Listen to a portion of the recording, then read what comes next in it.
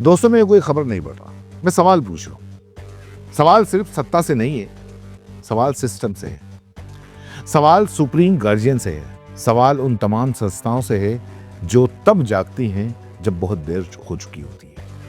आज बात असम के मुख्यमंत्री हेमंता बिस्वा शर्मा की, लेकिन असल में आज बात हेमंता की नहीं है। आज बात इस देश के लोकतंत्र की रीढ़ की है कि क्या वो अब भी सीधी खड़ी है। ऐसा नहीं लगता कि धीरे धीरे झुकती जा रही है।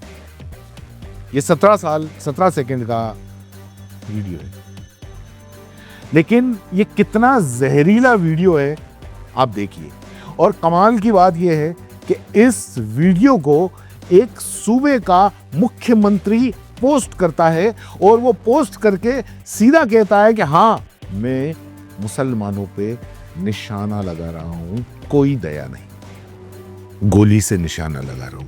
वीडियो यही कहता है।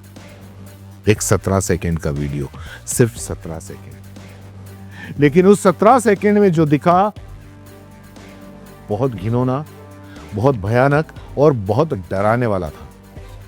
कोई फिल्मी सीन नहीं था, कोई गेम का ट्रेलर भी नहीं था। यह पूरा के पूरा एक मुख्यमंत्री की सोच और उसका चेहरा था।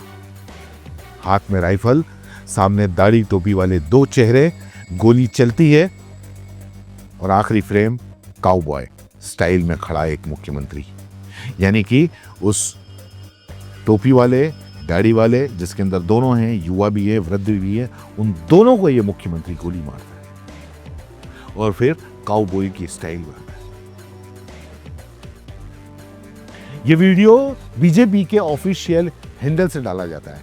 देश भर के अंदर बवाल मचा और फिर चुपचाप डिलीट भी कर दिया गया। सवाल यह नहीं है कि वीडियो डिलीट क्यों हुआ, सवाल यह है कि वीडियो बनाया कैसे गया, अप्रूव किसने गया, और सबसे अहम, अगर ये गलत था तो माफी क्यों नहीं।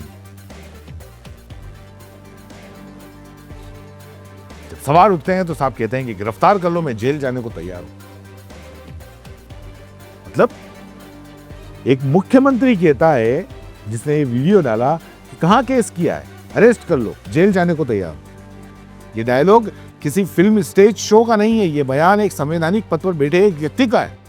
और ये बयान तब आता है जब उसके खिलाफ एफआईआर होती है, सुप्रीम कोर्ट में याचिका जाती है, देश में सांप्रदायिक तनाव का सवाल उठता है, लेकिन न अफसोस, न माफी, न ये कहना कि गलती हुई है, बल्कि सीधा संदेश कि मैं वही कहूंगा जो कहता आया हूं, मैं वही नफरत फैलाऊंगा जो फैलाता आया हूं। सवाल सुप्रीम कोर्ट से। बात करते हैं देश के सबसे बड़ी अदालत की, सुप्रीम कोर्ट ऑफ इंडिया।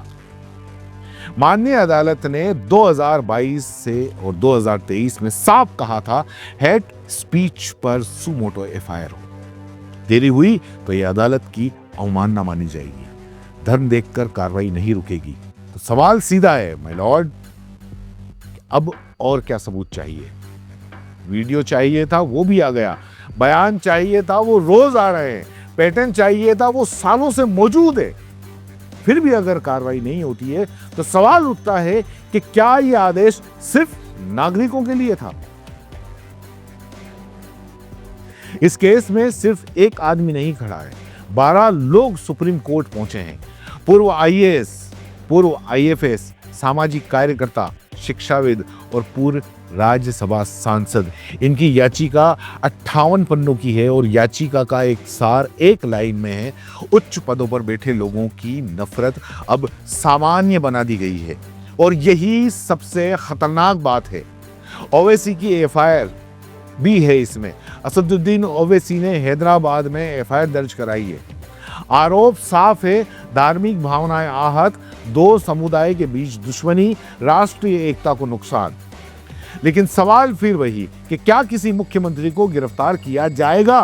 क्या पुलिस उसे गिरफ्तार करेगी या पुलिस उसी रफ्तार से चलेगी जैसे किसी आम आदमी के केस में चलती है?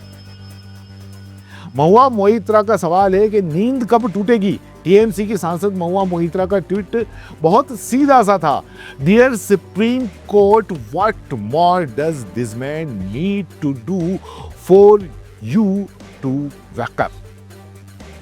ये ट्वीट नहीं था, ये सिस्टम पर सीधा तमाचा था। और ये सिर्फ असम नहीं, याचिका में नाम है गिरिराज सिंह, योगी आदित्यनाथ, देवेंद्र फडणवीस, पुष्कर सिंह धामी। सवाल ये नहीं कि किसने क्या कहा, सवाल ये है कि जब नफरत सत्ता की भाषा बन जाए तो अल्पसंख्यकों की सुरक्षा कौन करेगा? चुनाव 2 महीने के बाद में असम में चुनाव है। इतिहास गवाह है, जब भी चुनाव आते हैं नफरत का वॉल्यूम बढ़ाया जाता है। और अगर मुख्यमंत्री खुद ये कह रहा है कि वो नीचे तक क्या संदेश जाता है, और अगर मुख्यमंत्री खुद ये कह रहा है कि हां मैंने किया, तो नीचे तक क्या संदेश जाता है, आप समझ सकते हैं।